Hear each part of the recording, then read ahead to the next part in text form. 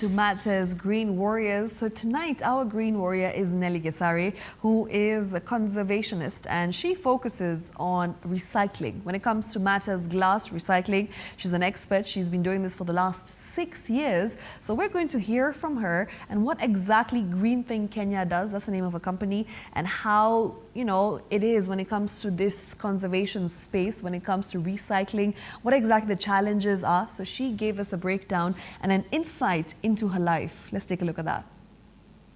Now, today on the show on Green Warriors, we will be featuring a very phenomenal young lady. Her name is Nelly Gesare, and she is the founder of Greenthing. Founded 6 years ago, back in 2019. It has been recycling glass, and it's actually providing a solution to the glass pollution in the country. For example, this particular glass, as you see, well, this is recycled. But what if you go and buy a glass from the supermarket, from the shops? What happens to it after you're done using it? Where does it go? Well, that's a question that we will get answered on today's show, and of course she'll be telling us why exactly glass recycling is extremely important. In case you didn't know, well, glass is actually adding to the carbon footprint because of the melting process, and it actually emits greenhouse gases. So these are things that we'll be discussing at length. So let's get right into it. Once again, this right here is a product of the glass recycling. How beautiful is it? Well, let's get right to the lady of tonight, and she'll be telling us more about this particular glass recycling process and her company. Hi, my name is Nelly Gesare, and I'm the founder of Greenthing.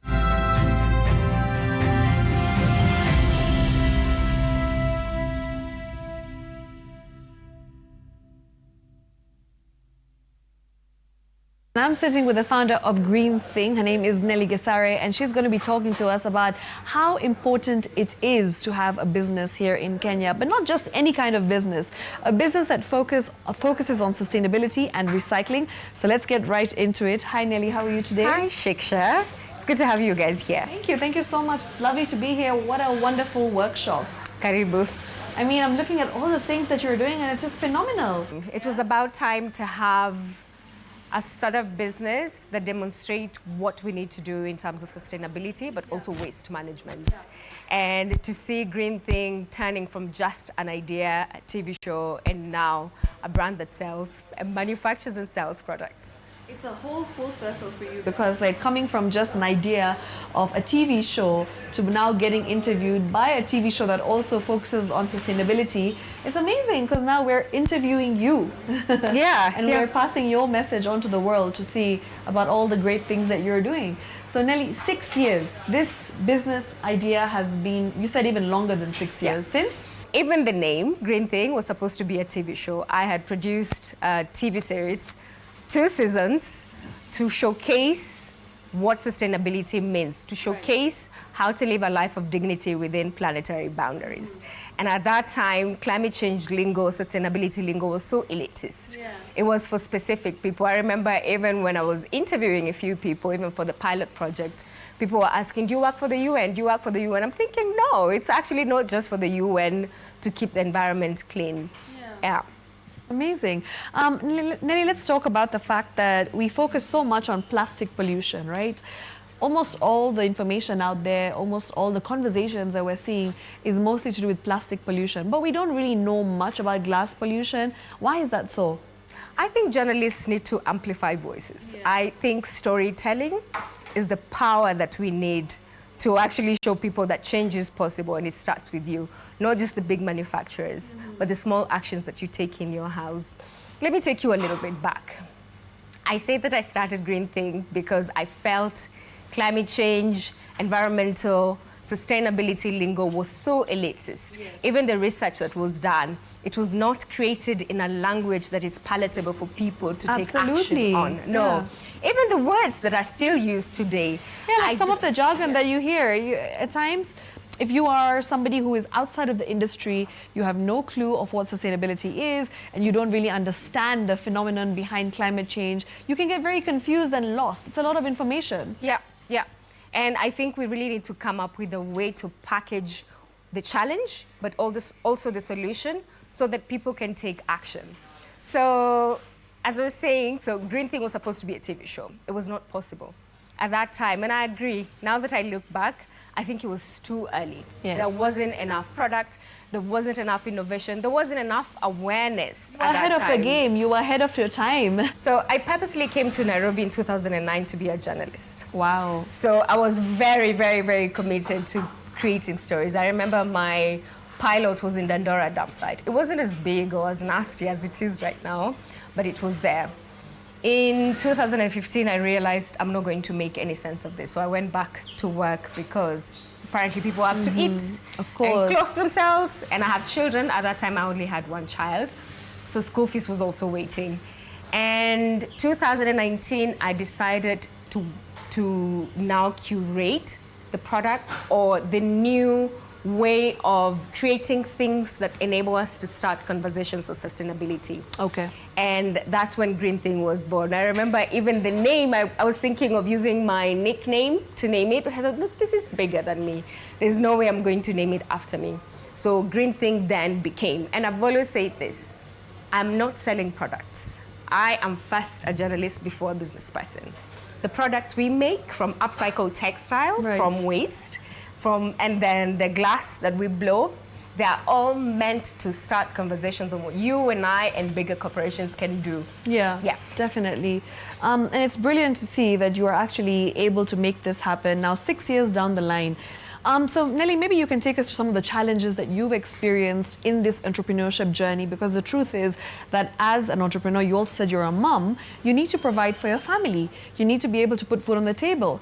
And we do know that sometimes when it comes to an innovative idea that's quite unique, it's very difficult to break through the market, especially when there's monopolies involved. As we know, glass production is something that we've been seeing for 30 years. We know that there is a monopoly, and now you're in this very cutthroat kind of market. So for you, what have been some of the biggest challenges to try and penetrate the market and also try and, make a profit?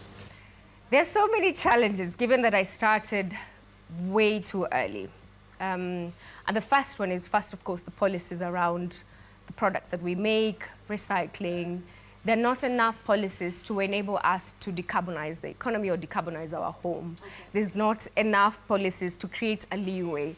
For any action to be taken, the first thing, of course, is always infrastructure, from the policies, the machines, the people. That is required. When I was starting, there were not so many people. Right. I remember when I started, I didn't have the capital to start. And I started Greenthing with 8,000 Kenyan shillings, and this was the lowest point of our lives. My daughter had been operated, we had spent cash because insurance is also not an easy thing. So we were literally hand to mouth. I remember I would sell straws and buy food. I would sell straws and then make sure that there's still something remaining to return more straws and then go to the next product. Because if the show didn't work, surely the products must work. So the second challenge from that is access to capital. Okay. Not just financial capital. Sometimes you actually need somebody who's been in that space to guide you on how to set up a business. I don't have any training on business. I think my best training on business is running my father's shop when we were off boarding school. That's my best knowledge. So it would have been wonderful if we would have had somebody to hold my hand and show me, Nelly, this is how you set up a pitch deck. This is the type of investors that would look into your thing, focus on the first 5 products, something like that. And then secondly, finance. Yeah. The quality of finance that a lot of women in business are given is substandard, which I think at some point stresses people so that they're managing a grant versus trying to create impact. Absolutely. Yeah. And then globally, I think now we know that there's only 3% of venture capital accessible to women-run businesses. And for women in sustainability, it's less than 1%. That is so little. And so up to date, Greenthing has never gotten any funding. And we've organically grown to 12 full-time employees. Wow. And we have a solar-powered stitching station, so upcycling textile. We have a glass blowing studio where we work with Dandora women waste pickers to get the glass. And then we have wonderful blowers who blow the glass into beautiful, beautiful things. Amazing, that's brilliant. Nelly, you know, you've mentioned Dandora, and I want to talk about that because Dandora dump site is obviously the one, if not the biggest, but one of the biggest dump sites in the country. And the fact that it receives around, well, at least 2,000 tons of waste every single day. And that's something that you have to deal with. You know, you have to go out there and work with the women and try and be able to collect the waste and then come back and make something out of it and recycle it, right? Why do you think there is this problem that we are seeing in Kenya of the overflow of waste? And do you think it's getting worse by the day, or do you think it's something that now there is more information about, so we're kind of managing the current state of affairs? Yeah. I'm not a big fan of fads. Yeah. But sustainability becoming fashionable, I think it's a benevolent fad. One of the most beautiful things that I have seen because of sustainability becoming popular is now officially bringing waste pickers to the table. We need to do it more, but I'm so happy to see waste pickers as part of the conversation. Okay. And that's why I was very, very particular. If you're going to do glass, we must actually buy from the people that make recycling in Kenya make sense. Okay. In the last few years, we haven't had any policies or any law gazetted that makes it obvious that a waste picker is as important as a recycler. Yeah. And now with the Sustainable Waste Management Act 2022, that is official now. So that's really, really good. However, Dandora dump site has been full for the last 20 years. Wow. It was supposed to be holding, it was supposed to be a makeshift place to be temporary. It was supposed to be temporary. Been there for as long as we know. Yeah. And now it's 20 years too late. We have families there, we have schools there. It's a whole ecosystem, it's a whole country. Yeah. And I don't think we're just going to uproot it overnight. For now, it's creating a system of how do we make sure that we're doing this sustainably, so reducing or beginning to close it sustainably, while the people still there live and earn a living. So I would say two things. But I think we should think about where our waste goes. Yeah. We do a lot of wish cycling. Wish cycling is when you put something in the bin, your waste collector comes, takes it, you don't know where it's going to end up. Brilliant. Yeah. Now, here you're doing some amazing things. We do know that you have textile recycling happening, and of course we also know that you have glass recycling happening. So maybe you can tell us a bit about both and how it's been. You know, have you managed to make a profit so far, or you're just kind of trying to break even, or what exactly are you doing to be able to sustain yourself in this industry? Yeah. So, okay, so as I said, we run a solar-powered stitching station. Okay. And we upcycle textile waste to beautiful, beautiful things for homes and organization. And that came out of a need because of the overflow of second-hand stuff coming into the country. Yes. The challenge is, all these things coming in, they're not always pre-loved. I think that's what we don't know. They were not worn for so many times and then passed down to other people, like how we do with siblings, hand-me-downs. Yeah. That's the most... But at the back of our minds, I feel like that's what we think. Yeah. But the reality is different, which is what you're highlighting. And I love that you're talking about this, because the truth is that even, for example, if you go to Gikomba or Mitumba, right, some of these clothes are not second-hand.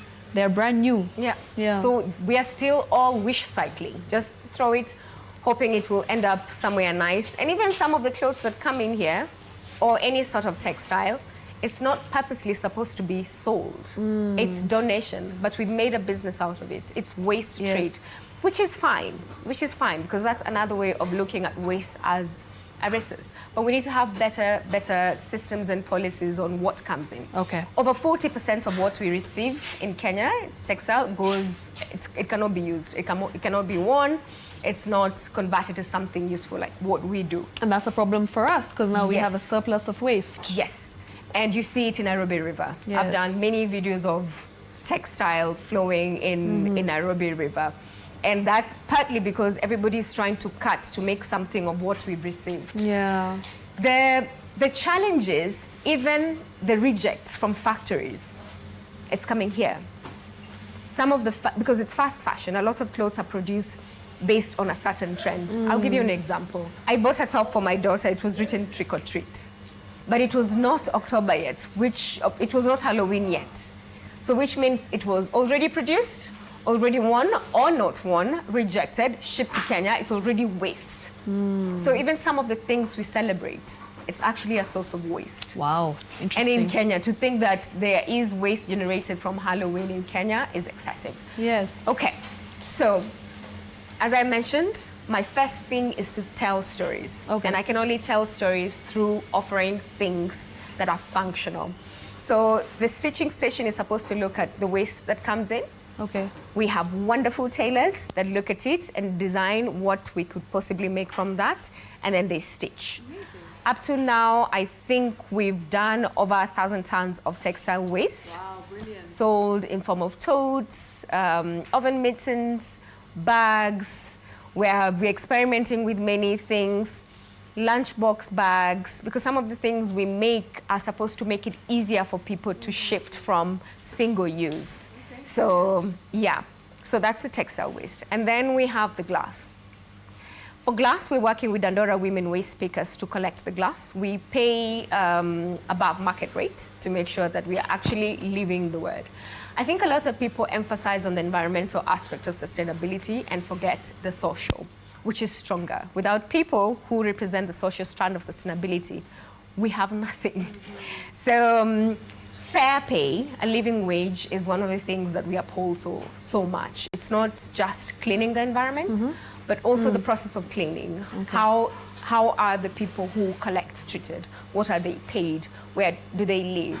And that brings around an aspect of intersectional sustainability. I know it sounds so big, and there's no other way to put it, but it essentially means that we cannot address everything with a blanket method. And I like that you've said that, because like even now, like having this conversation, I feel like there's so much more, but due to the interest of time, we'll have to cut this short because there's a lot to talk about. And thank you so much for giving us all these, I guess, insights when it comes to sustainability, when it comes to pollution, when it comes to recycling here in the country. There's so much that you know that I've learned today, and we really, really do appreciate these insights coming from someone who's been in this industry for a very long time. So thank you so much. We do hope that you can come back again and we can have this conversation again, because it's so important to continue having these conversations, not just a one-off, but like to consistently be talking about things that really just do affect not just us, you and I, but the entire world, the entire country, the entire earth. So yes, thank you so much once again, Nelly. We appreciate you. And we do hope that more people can come to Greenthing and buy from Greenthing. And maybe you can just, as we wrap up, talk about your social media handles so they know where to find you. Yes.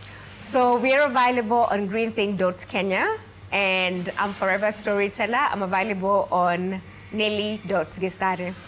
All right, and that's it from today's Green Warrior. Her name is Nelly Gesare. She is the founder of Greenthing, and I've learned a lot today. I hope you have too. As we continue having such conversations, we also do hope that you're also mindful about the current state of affairs when it comes to the waste production, when it comes to recycling, and just trying to live a sustainable life. So yes, I hope that challenges you to do something and to just try and recycle, if not anything else. That's it from us today. We'll see you next week right here on The Green Warriors. I am Shiksha Arora.